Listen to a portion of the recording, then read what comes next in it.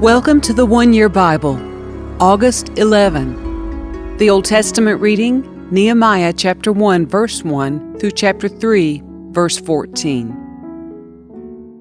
These are the memoirs of Nehemiah, son of Hakaliah.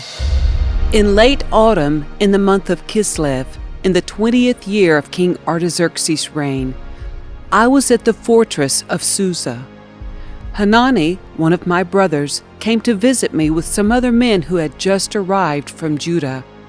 I asked them about the Jews who had returned there from captivity and about how things were going in Jerusalem. They said to me, "Things are not going well for those who returned to the province of Judah. They are in great trouble and disgrace. The wall of Jerusalem has been torn down, and the gates have been destroyed by fire." When I heard this, I sat down and wept. In fact, for days I mourned, fasted, and prayed to the God of heaven. Then I said, "O Lord, God of heaven, the great and awesome God who keeps his covenant of unfailing love with those who love him and obey his commands, listen to my prayer. Look down and see me praying night and day for your people Israel. I confess that we have sinned against you. Yes, even my own family and I have sinned.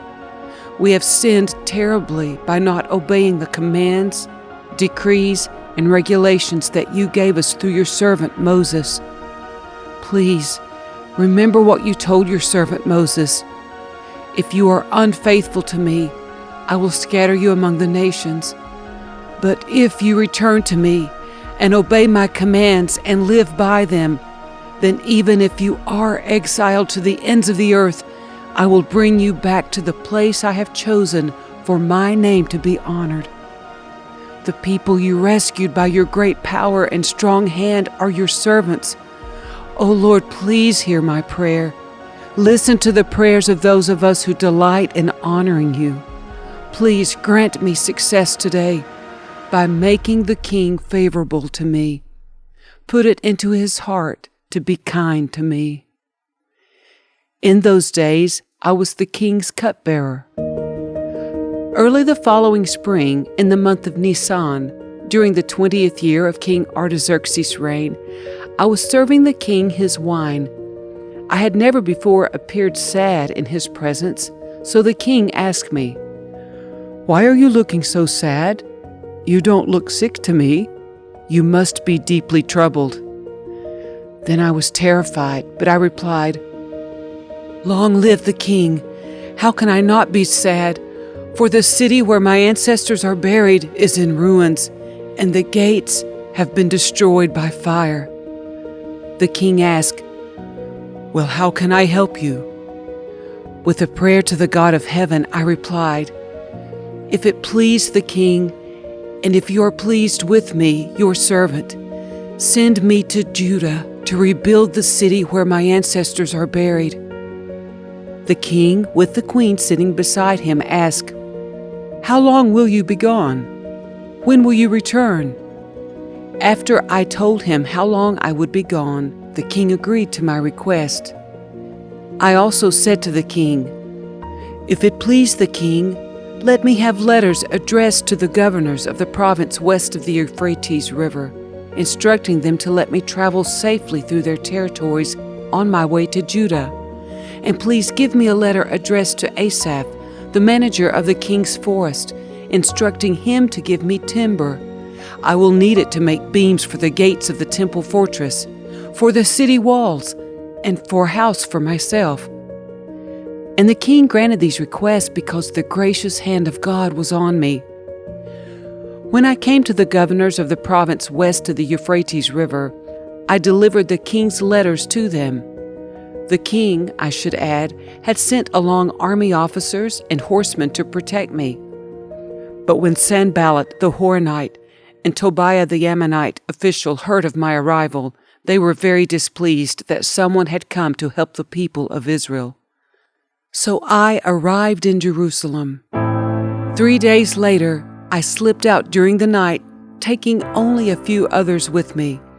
I had not told anyone about the plans God had put in my heart for Jerusalem. We took no pack animals with us except the donkey I was riding. After dark, I went out through the valley gate, past the jackal's well, and over to the dung gate to inspect the broken walls and burned gates. Then I went to the fountain gate and to the king's pool. But my donkey couldn't get through the rubble. So though it was still dark, I went up the Kidron Valley instead, inspecting the wall before I turned back and entered again at the valley gate. The city officials did not know I had been out there or what I was doing, for I had not yet said anything to anyone about my plans. I had not yet spoken to the Jewish leaders, the priests, the nobles, the officials, or anyone else in the administration. But now I said to them, "You know very well what trouble we are in. Jerusalem lies in ruins, and its gates have been destroyed by fire. Let us rebuild the wall of Jerusalem and end this disgrace." Then I told them about how the gracious hand of God had been on me, and about my conversation with the king. They replied at once, "Yes, let's rebuild the wall." So they began the good work. But when Sanballat, Tobiah, and Geshem the Arab heard of our plan, they scoffed contemptuously. "What are you doing? Are you rebelling against the king?" they asked. I replied, "The God of heaven will help us succeed. We, his servants, will start rebuilding this wall. But you have no share, legal right, or historic claim in Jerusalem." Then Eliashib the high priest and the other priests started to rebuild at the Sheep Gate. They dedicated it and set up its doors, building the wall as far as the Tower of the 100, which they dedicated, and the Tower of Hananel. People from the town of Jericho worked next to them, and beyond them was Zaccur, son of Imri. The Fish Gate was built by the sons of Hassanah. They laid the beams, set up its doors, and installed its bolts and bars. Meremoth, son of Uriah and grandson of Hakkoz, repaired the next section of wall. Beside him were Meshullam, son of Berechiah, and grandson of Meshezabel, and then Zadok, son of Baanah. Next were the people from Tekoa, though their leaders refused to work with the construction supervisors. The old city gate was repaired by Joiada, son of Paseah, and Meshullam, son of Besodiah.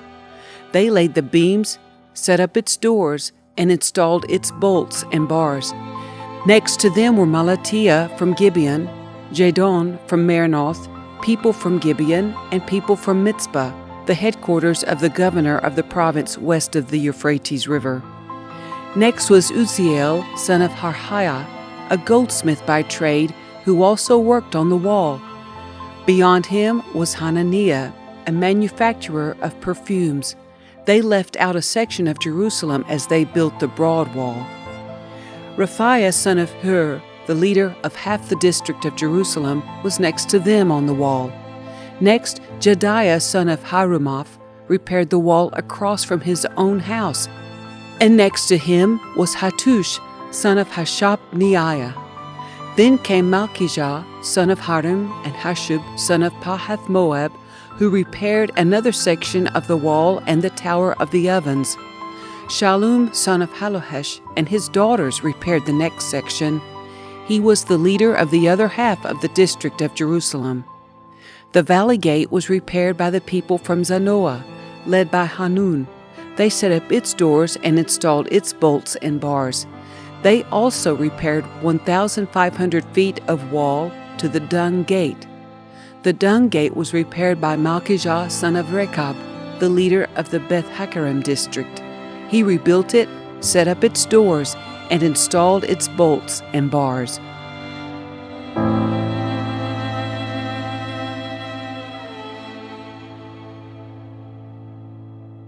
The New Testament reading, 1 Corinthians chapter 7, verses 1 through 24.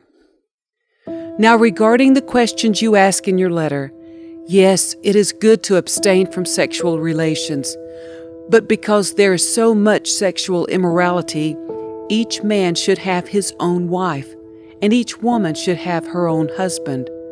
The husband should fulfill his wife's sexual needs, and the wife should fulfill her husband's needs. The wife gives authority over her body to her husband, and the husband gives authority over his body to his wife.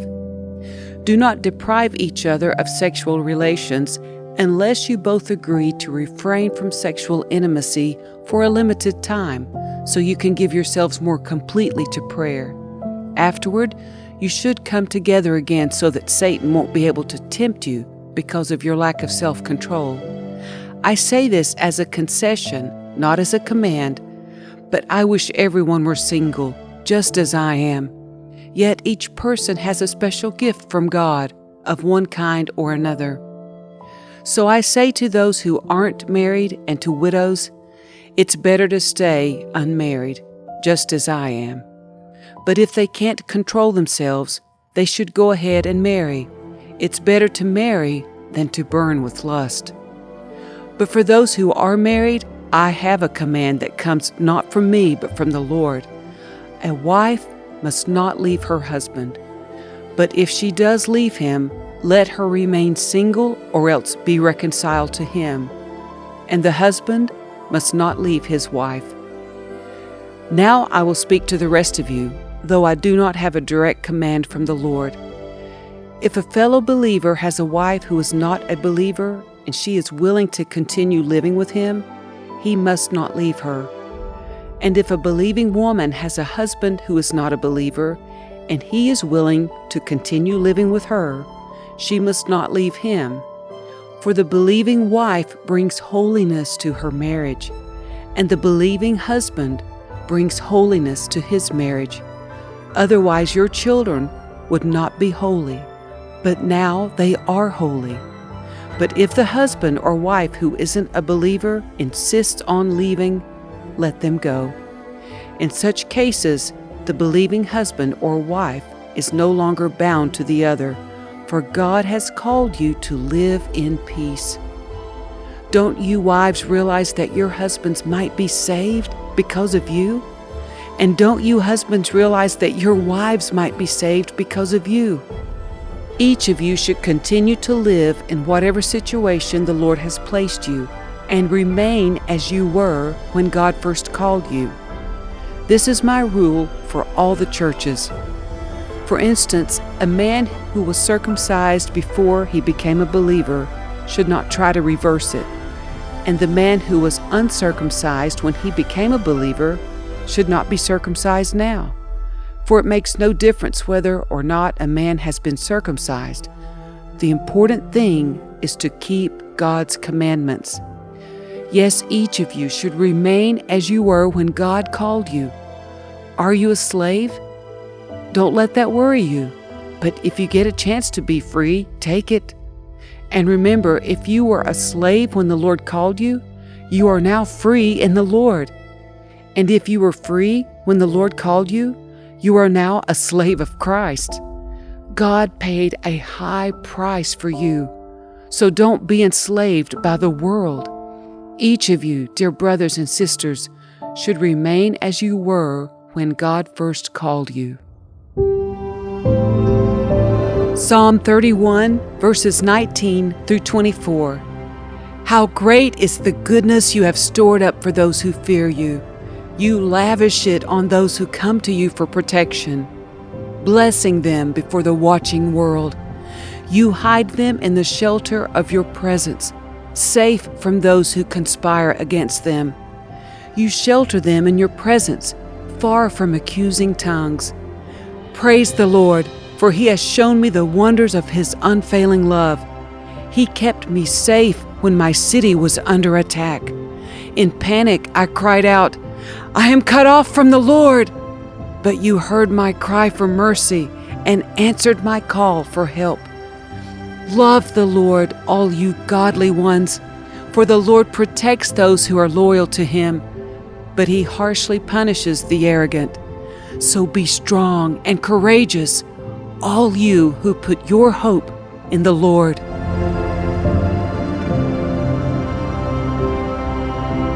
Proverbs 21, verse 4. Haughty eyes, a proud heart, and evil actions are all sin.